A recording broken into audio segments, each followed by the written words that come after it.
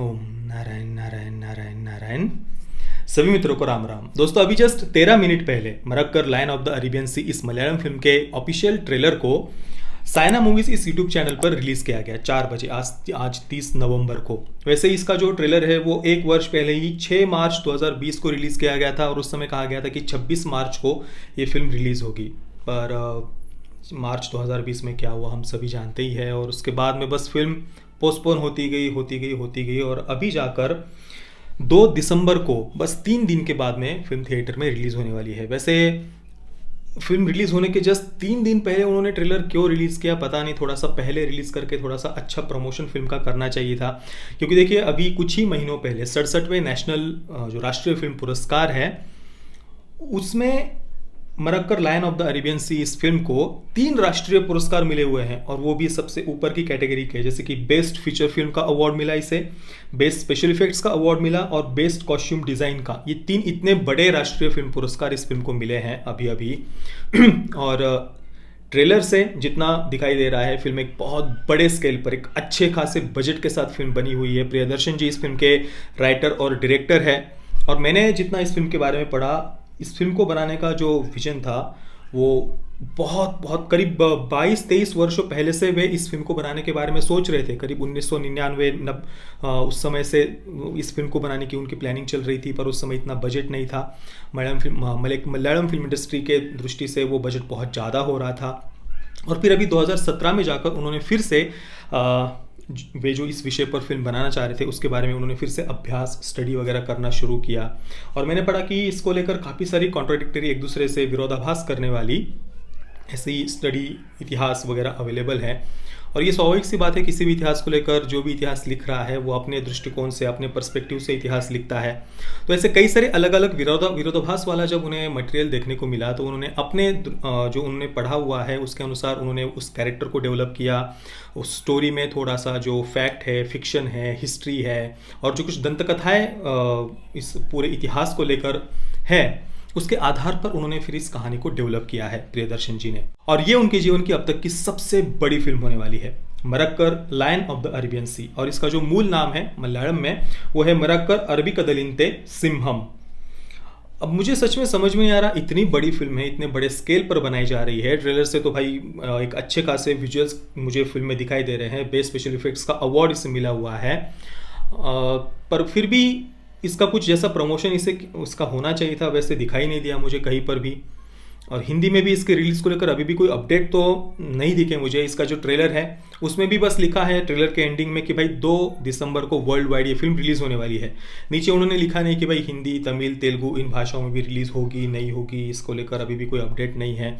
और हिंदी में रिलीज भी होगी तो कौन डिस्ट्रीब्यूट करने वाला है, कोई बड़ा प्रोडक्शन हाउस होगा तभी अच्छी खासी स्क्रीन्स भी इसे मिलेंगी, पता नहीं। अभी 2 दिसंबर को ही हमें पता चलेगा कि फिल्म हिंदी में रिलीज़ हो रही है नहीं हो रही है, इंग्लिश सबटाइटल्स है नहीं है। अगर होंगे तो मैं ज़रूर 2 दिसंबर को देखकर इसका जल्द से जल्द रिव्यू करने का प्रयास करूंगा। अब थोड़ा सा फिल्म की कहानी के बारे में और जिस इतिहास पर ये फिल्म आधारित है उसके बारे में संक्षेप में हम चर्चा करते हैं। जितना कुछ मैंने ऑनलाइन पढ़ा हुआ है उसके आधार पर मैं आपको यहाँ पर संक्षेप में जानकारी देने वाला हूँ। अगर मुझसे कुछ गलती हो जाए तो प्लीज़ मुझे आप नीचे कमेंट में अवश्य बताना।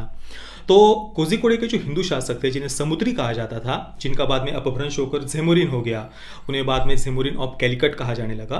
पर वे जो कोझिकोडे के जो हिंदू शासक थे समुद्री, उनका जो नौसेना दल था उन्हें कुंजाली मरक्कर्स कहा जाता था, जो मुस्लिम वॉरियर्स थे। तो ये जो नौसेना दल था समुद्रीज का, उन्होंने किस प्रकार से पोर्तुगीज आक्रमणकारियों के विरुद्ध युद्ध लड़ा उसके ऊपर कुल मिलाकर इस फिल्म की कहानी आधारित है।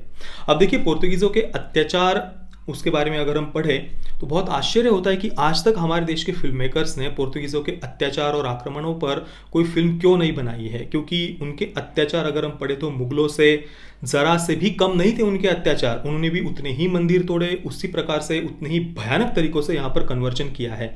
उसका अगर आपको पूरा इतिहास जानना है तो मैंने गोवाज स्ट्रगल फॉर फ्रीडम, ये जो मनोहर पर्रिकर जी के द्वारा बनाई गई जो डॉक्यूमेंट्री है उसमें इसे बहुत ही स्पष्टता से, पूर्ण स्पष्टता से पोर्तुगीज़ों के ये अत्याचार, उन्होंने किस प्रकार से यहाँ पर हिंदुओं को कन्वर्ट किया था, जो कन्वर्ट होने से मना करते थे उन्हें कैसे जिंदा जला दिया जाता था, कितने कितने मंदिरों को उन्होंने तोड़ा, ये पूरा इतिहास गोवा स्ट्रगल फॉर फ्रीडम इस डॉक्यूमेंट्री में दिखाया गया है। वो डॉक्यूमेंट्री भी आप देख सकते हैं गूगल पर, बस जस्ट सर्च करिए गोवा स्ट्रगल फॉर फ्रीडम, या मैंने उस पर जो वीडियो बनाया हुआ है वो आप ज़रूर देखिए। वहाँ पर आपको ढेर सारी जानकारी इस बारे में, उस समय के ऐतिहासिक तथ्य, फैक्ट्स वगैरह भी मैंने उसमें बताए हुए हैं।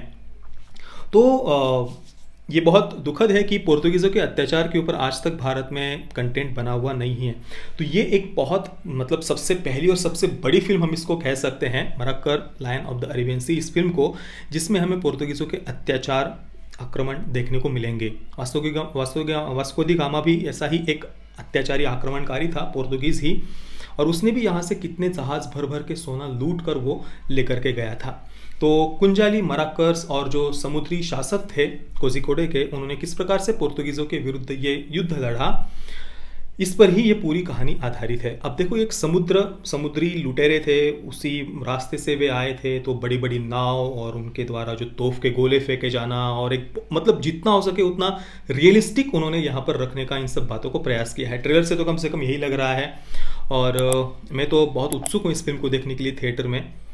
आशा करता हूँ कि 2 दिसंबर को ज़्यादा से ज़्यादा स्क्रीन्स पर इस फिल्म को रिलीज़ किया जाएगा। फिल्म में मोहनलाल जी के कैरेक्टर का नाम मोहम्मद अली है, जिन्हें कुंजाली मराक्कर 4 भी कहा जाता है। इसके अलावा Sunil Shetty as Chandroth Panicker, Arjun Sarja as Anandan, Prabhu as Thangodu, Ashok Selvan as Achuthan, Manju Warrier as Subeda, Keerthy Suresh as Archa, ऐसे और भी कई सारे काफ़ी मंझे हुए कलाकार हमें फिल्म में देखने को मिलते हैं।